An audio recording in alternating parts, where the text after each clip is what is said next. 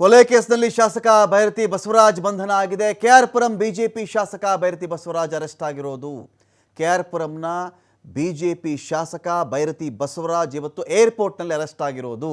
ಬಿಕ್ಲು ಶಿವನ ಮರ್ಡರ್ ಕೇಸ್ಗೆ ಸಂಬಂಧಪಟ್ಟಂತೆ ಆ ಒಂದು ಕೊಲೆ ಕೇಸಲ್ಲಿ ತಲೆಮರೆಸಿಕೊಂಡಿದ್ದು ಇದೇ ಭೈರತಿ ಬಸವರಾಜ್. ದೇಶಾದ್ಯಂತದ ಕೋರ್ಟ್ಗಳಲ್ಲಿ ಓಡಾಡಿ ಆಯಿತು. ಕೆಲವು ಕಡೆ ಬೇಲ್ ಆಗಿತ್ತು, ಕೆಲವು ಕಡೆ ಬೇಲ್ ಆಗಲಿಲ್ಲ. ಸುಪ್ರೀಂ ಕೋರ್ಟ್ವರೆಗೂ ಹೋಯಿತು. ನನಗೆ ಆ್ಯಂಟಿಸಿಪೇಟರಿ ಬೇಲ್ ಒಂದು ಕೊಟ್ಟುಬಿಡಿ, ನಿರೀಕ್ಷಣಾ ಜಾಮೀನು ನನಗೆ ಕೊಟ್ಟುಬಿಡಿ ಅಂತ ಹೇಳಿ ಭೈರತಿ ಕೇಳಿದ್ದು. ಆದರೆ ಸುಪ್ರೀಂ ಕೋರ್ಟ್ ನಿರಾಕರಿಸ್ತು.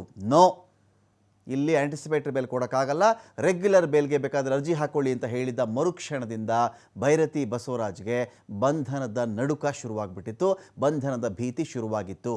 ತಲೆಮರೆಸ್ಕೊಂಡಿದ್ದು ಎಲ್ಲಿ ಅಂತ ಹೇಳಿದ್ರೆ ಅಹಮದಾಬಾದ್, ಗುಜರಾತಲ್ಲಿ ಬಿಜೆಪಿ ಶಾಸಕ ತಲೆಮರೆಸಿಕೊಂಡಿದ್ದದ್ದು. ಈ ರೀತಿ ಇನ್ಮೇಲೆ ಲುಕೌಟ್ ನೋಟಿಸ್ ಜಾರಿಯಾಗುತ್ತೆ. ಇದಾದ ಮೇಲೆ ಇನ್ನು ಅಂತಾರಾಷ್ಟ್ರೀಯ ಮಟ್ಟದಲ್ಲಿ ತಲೆಮರೆಸ್ಕೊಂಡ್ಬಿಟ್ರೆ ಆಮೇಲೆ ಇದ್ದೇ ಇದೆಯಲ್ಲ, ರೆಡ್ ಕಾರ್ನ ನೋಟಿಸ್ ಕೂಡ ಜಾರಿಯಾಗಬಹುದು. ಯಾವುದೇ ಬಂದರು ಅಥವಾ ಏರ್ಪೋರ್ಟ್ನ ಮೂಲಕವಾಗಿ ಈ ವ್ಯಕ್ತಿ ಆಚೆಗೆ ಹೋಗುವಂತಿಲ್ಲ, ದೇಶ ಬಿಟ್ಟು ಹೋಗುವಂತಿಲ್ಲ ಅನ್ನೋ ಸ್ಥಿತಿಗೆ ತಂದುಕೊಳ್ಳಬಾರ್ದು ಅಂಥೇಳಿ ಯಾವಾಗೆಲ್ಲ ಬೇಲ್ ಕ್ಯಾನ್ಸಲ್ ಆಯಿತು, ಗತ್ಯಂತರ ಇರಲಿಲ್ಲ, ಬೇರೆ ದಾರಿನೇ ಇರಲಿಲ್ಲ ಭೈರತಿ ಬಸವರಾಜ್ಗೆ. ಅಹಮದಾಬಾದಿಂದ ಪ್ಲೇನಲ್ಲಿ ಬರುತ್ತಿರುವುದಾಗಿ ಮಾಹಿತಿ ಸಿಗುತ್ತೆ. ಸಿಕ್ಕ ಕೂಡಲೇ ಏರ್ಪೋರ್ಟ್ಗೆ ಬಂದು ಇವ್ರನ್ನ ಅರೆಸ್ಟ್ ಮಾಡ್ಕೊಂಡು ಬಂದಿರೋದು. ಜಡ್ಜ್ ಕೂಡ ಇವತ್ತು ಈಗ ಬರ್ತಾರೆ ಆಗ ಬರ್ತಾರೆ ಅಂತೇಳಿ ಸುಮಾರು 4.5 ಗಂಟೆವರೆಗೂ ಕೂಡ ಕೋರ್ಟಲ್ಲಿ ವೆಯ್ಟ್ ಮಾಡಿದರು. ಆದರೆ ಭೈರತಿಯ ಸುಳಿವಿರಲ್ಲ. ಬಂದಾಗ ನೋಡೋಣ ಬಿಡಿ ಅಂಥೇಳಿ ಜಡ್ಜ್ ಕೂಡ ಆಮೇಲೆ ಹೊರಟು ಹೋಗ್ತಾರೆ.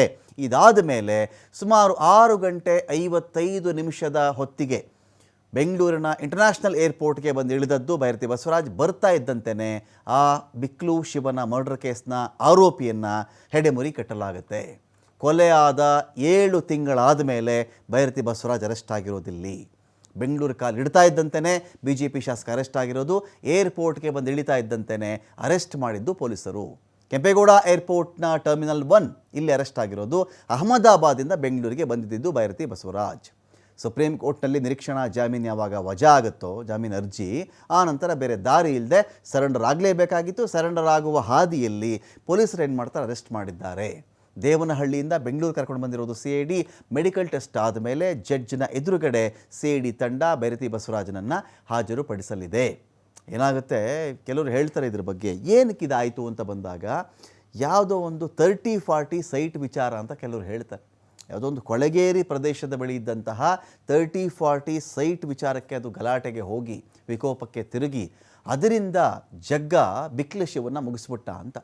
ಈ ಸಂದರ್ಭದಲ್ಲಿ between Jagga and Byrathi Basavaraj ನಡುವೆ ಸಾಕಷ್ಟು ಕರೆಗಳು, ಮಾಹಿತಿಗಳು, ಎಲೆಕ್ಟ್ರಾನಿಕ್ ಎವಿಡೆನ್ಸ್ಗಳು ಇವೆ ಅಂತ ಹೇಳ್ತಾ ಇದ್ದಾರೆ. ಬರಲಿ, ಕೋರ್ಟಲ್ಲಿ ವಿಚಾರಣೆಗೆ ಬರುತ್ತಲ್ಲ, ಈಗೇನು ಹೇಳಿದ್ರು ಕೂಡ ಕೋರ್ಟಲ್ಲಿ ವಿಚಾರಣೆ ಆಗಬೇಕು, ಸಾಕ್ಷ್ಯಾಧಾರಗಳು ಪ್ರೂವ್ ಆಗಬೇಕು. ಈ ಜಗ್ಗನ ಸಹವಾಸ ಮಾಡಿ BJPಯೊಬ್ಬ ಹಾಲಿ ಶಾಸಕ ಇವತ್ತು ಅರೆಸ್ಟ್ ಆಗಿರೋದು.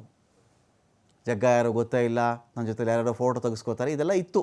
ಅವ್ನು ಯಾರು ಜಗ್ಗ, ನನ್ನ ತಂದು ಅಂಟಾಕ್ಬಿಟ್ಟಿದ್ದಾರೆ ಇದಕ್ಕೆ ಎಲ್ಲ ಮಾತಾಡಿದ್ದಲ್ವಾ.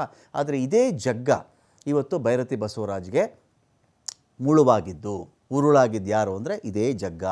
ಈ ಜಗ್ಗನ ಸಹವಾಸ ಮಾಡದೇ ಇದ್ದಿದ್ದರೆ ಭೈರತಿ ಬಸವರಾಜ್ಗೆ ಇವತ್ತು ಈ ಸ್ಥಿತಿ ಬರ್ತಾ ಇಲ್ಲ ಅಂತ ಕೆಲವರು ಹೇಳ್ತಾರೆ. ಒಂದು ಕೊಳೆಗೇರಿಯ ಸ್ವಲ್ಪ ಅಲ್ಲಿ ಯಾವುದೋ ಒಂದಷ್ಟು ಜಾಗದ ಸಣ್ಣ ಜಾಗದ ವಿಚಾರ ಅದಕ್ಕೆ ಹೇಳ್ತಾರಲ್ಲ, ಅಡಿಕೆಯಲ್ಲಿ ಹೋದ ಮಾನ ಆನೆ ಕೊಟ್ಟರು ಬರಲ್ಲ ಅಂಥೇಳಿ. ಇವೆಲ್ಲ ಉದಾಹರಣೆಗಳು. ಅವನು ಯಾರ ಚಿಕ್ಕಬಳ್ಳಾಪುರದಲ್ಲೊಬ್ಬ ರಾಜೀವ್ ಗೌಡ ಅನ್ನೋನು, ಅವನು ಅಧಿಕಾರಿಗಳ ಮೇಲೆಲ್ಲ ಬೈದು, ಬಾಯಿಗೆ ಬಂದಂಗೆ ಬೈದು, ಇದೇ ಕತೆ. ಒಂದು ಕ್ಷಣದ ಸಂಯಮ ಆತನ ಮರ್ಯಾದೆ ಉಳಿಸ್ತಾ ಇತ್ತೇನೋ. ಇಲ್ಲಿ ಈ ಒಂದು ಮರ್ಡರ್ವರೆಗೂ ಈ ಕೇಸ್ ಹೋಗಬೇಕಿತ್ತ ಅಂತ ಬಂದಾಗ ಇವತ್ತು ನೋಡಿ ಭೈರತಿ ಬಸವರಾಜ್ ಏರ್ಪೋರ್ಟಿಂದ ಅರೆಸ್ಟ್ ಮಾಡ್ಕೊಂಡು ಕರ್ಕೊಂಡು ಬಂದಿರೋದು. ಜನಪ್ರತಿನಿಧಿ BJP ಶಾಸಕ, ಕೆಆರ್ ಪುರಂ ಶಾಸಕ ಭೈರತಿ ಬಸವರಾಜ್ ಇವತ್ತಿಗೆ ಅರೆಸ್ಟ್ ಆಗುವಂಥ ಹಣೆ ಬರಹ ಏನಿತ್ತು. ಈ ಒಂದು ವಿಚಾರದಲ್ಲಿ ಇದೀಗ ಮುಂದೆ ಮೆಡಿಕಲ್ ಟೆಸ್ಟು ಅದು ಇದು ಎಲ್ಲ ಆಗುತ್ತೆ. ಇದೆಲ್ಲ ಆದಮೇಲೆ ಮ್ಯಾಜಿಸ್ಟ್ರೇಟ್ ಮುಂದೆನೋ ಜಡ್ಜ್ ಮುಂದೆನೋ ಇವನ್ನ ಹಾಜರುಪಡಿಸ್ಬೇಕು ಪೊಲೀಸರು.